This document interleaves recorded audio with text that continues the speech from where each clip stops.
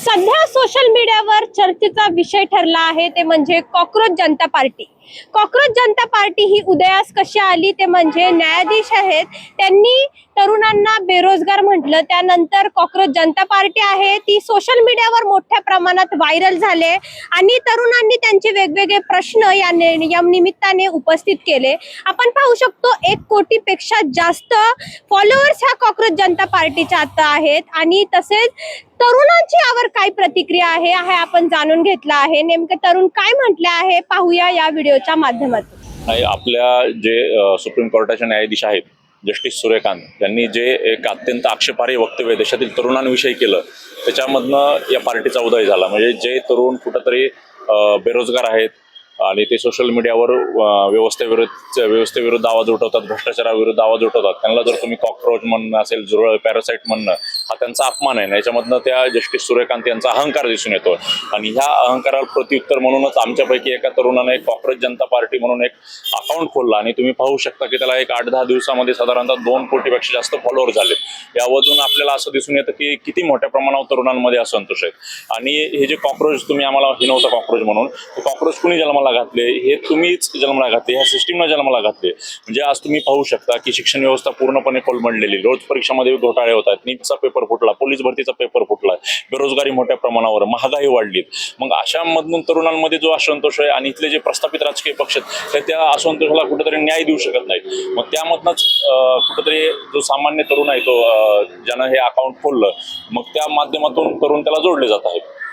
आपण पाहतोय की आपल्या जे देशात आहेत राज्यभरात आपण पाहतोय की जे शिक्षण इतकं झालेलं आहे, फार डिग्री इंजिनियर आहे, त्यांना काढलं जात आहे, डॉक्टर आहेत, इंजिनियर आहेत, त्यांना त्यांच्या कामावरनं काढलं जात आहे.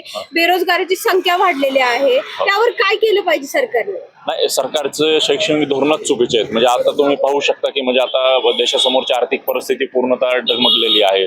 शैक्षणिक धोरणामध्ये सुधारणा करण्याची गरज आहे आणि बेरोजगारीचं प्रमाण एवढ्या मोठ्या प्रमाणावर वाढलंय की कधी कधी असं वाटतं की जो असंतोष आहे तरुणातला तो नेपाळ असेल, बांगलादेश किंवा श्रीलंकेमध्ये जर झालं, क्रांती झाली, तशी क्रांती भारतात सुद्धा होऊ शकते. कारण हे जर 10 दिवसात 2 कोटी तरुण एकत्र येऊ शकतात तर उद्या हेच जर तरुण रस्त्यावर उतरले तर ते सरकारला किंवा इथल्या व्यवस्थेला चळकुपळे करून सोडतील आणि त्यानंतर कुठेतरी व्यवस्थेमध्ये परिवर्तन होईल. ही पार्टी अशीच राहिली तर तुम्हाला वाटतं देशभरात वेगळा बदल आपल्याला पाहायला भेटेल? हो, नक्कीच. म्हणजे आमची सुद्धा इच्छा आहे की ही पार्टी अशीच राहावी. यांनी संस्थात्मक राजकारणात देखील उतरलं पाहिजे. म्हणजे तुम्ही पाहू शकता आंदोलनातून जन्माला आलेल्या आम आदमी पार्टीने एक चांगल्या प्रकारे दिल्लीमध्ये सरकार चालवलेलं आहे, पंजाबमध्ये सरकार चालवलेलं आहे. तर मग ही जी तरुणांची पार्टी आहे मग हिनं देखील निवडणुका लढवायला काहीच हरकत नाही. कारण की सध्या तुम्ही पाहू शकता की जे प्रस्थापित राजकारणी आहेत म्हणजे आजोबा आमदार खासदार, बाप आमदार खासदार मंत्री, पुन्हा त्याचा मुलगा, पुन्हा त्याचा नातू, म्हणजे ही जी घराणेशाही आहे याला कुठंतरी सर्व तरुण कंटाळलेले आहेत. मग त्याच्यामुळे ते या कॉकरोच जनता पार्टीकडे एक पर्याय म्हणून पाहतात. त्याच्यामुळे आम्ही सुद्धा विनंती करतो की ह्या पार्टीनं लवकरात लवकर संस्थात्मक राजकारणात उतरलं पाहिजे. या कॉकरोच जनता पार्टीमध्ये तरुण मोठ्या संख्येने आपल्याला पाहायला मिळतंय. काय असं कारण काय वाटतंय?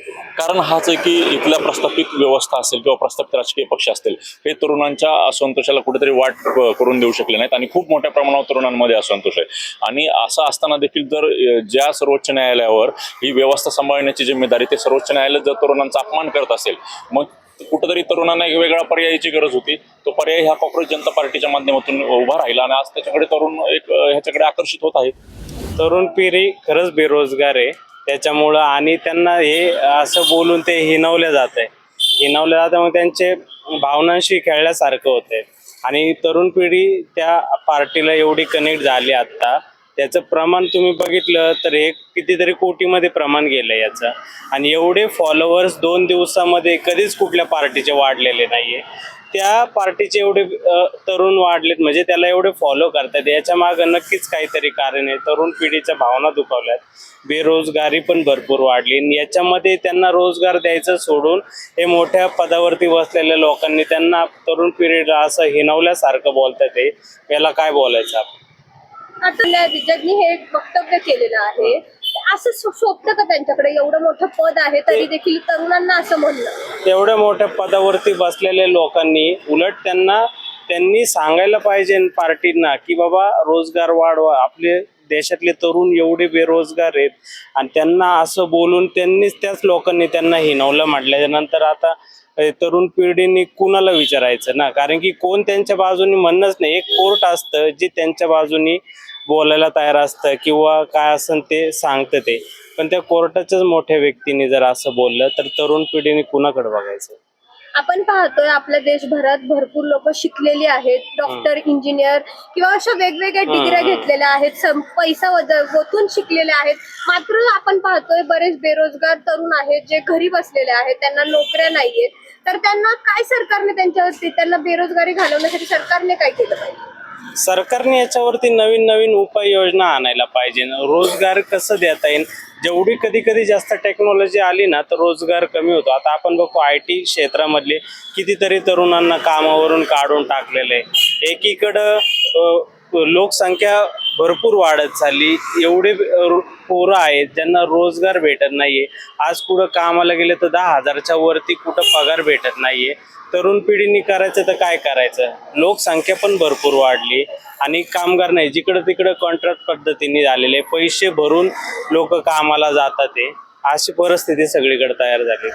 जे आपले भारताचे CG आहेत त्यांनी आपल्या यूथला सोशल मीडिया वापरता म्हणून कॉक्रोच म्हणून असं हे केलं. तर महाराष्ट्रातील एका तरुणाने अमेरिकेत बसून कॉक्रोच जनता पार्टीचं हे केलं. तर 5 दिवसात त्याचे 20 मिलियन क्रॉस झाला आता.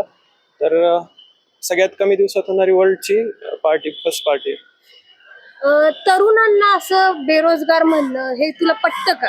म्हणजे आपल्या जे शहरात महाराष्ट्रात आपण पाहतोय भरपूर तरुण आहेत ज्यांनी इंजिनिअरिंग भरपूर शिक्षण झालंय, मात्र तरीही त्यांना नोकरी नाहीये.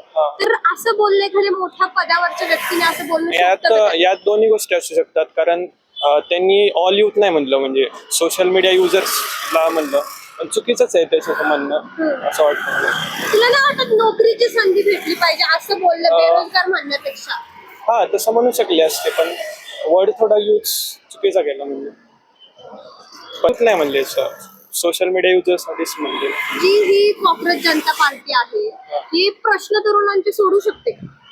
स्ट्रॉंग रिप्रेझेंटेटिव्ह असेल प्रत्येक म्हणजे डिव्हिजन वाईज तर सोडू शकेल, पण स्ट्रॉंग रिप्रेझेंटेटिव्ह नाहीये, म्हणजे एकच आहे ना तेवढं. जर त्यांना तरुणांना अजून लोक सहभागी झाले त्या तरुणासोबत, तर तुला वाटतं हे मोठे होऊ शकतं जगभरात? ही होऊ शकतं, म्हणजे रिप्रेझेंटेटिव्ह असेल तर होऊ शकतं, नाही तर ऑनलाईन होऊ शकत नाही. म्हणजे एक लीडर असून प्रत्येक डिव्हिजन वाईज असले पाहिजे लीडर्स. एकंदरीतच आपण तरुणांकडून जाणून घेतलं. यावेळी त्यांच्याकडनं म्हटलं आहे की तरुण या पार्टीला सपोर्ट करतात ते त्याचं कारण म्हणजे जे भारतामध्ये बेरोजगारी आहे, व्यवस्थेच्या बद्दल प्रश्न आहेत, वेगवेगळे प्रश्न आहेत, हे या पार्टीच्या माध्यमातून बोलले जात आहेत. त्यामुळे तरुण ह्या पार्टीला मोठ्या प्रमाणात सपोर्ट करत आहे आणि काही तरुणांनी याला अजून सपोर्ट दिला तर ह्या पार्टीच्या निमित्ताने भरपूर प्रश्न आहेत जे महाराष्ट्रातले प्रश्न आहे ते सुटू शकतात, अशी तरुणांनी प्रतिक्रिया दिलेली आहे. पुण्याहून मी पूजा मालुसरे, न्यूज अनकट.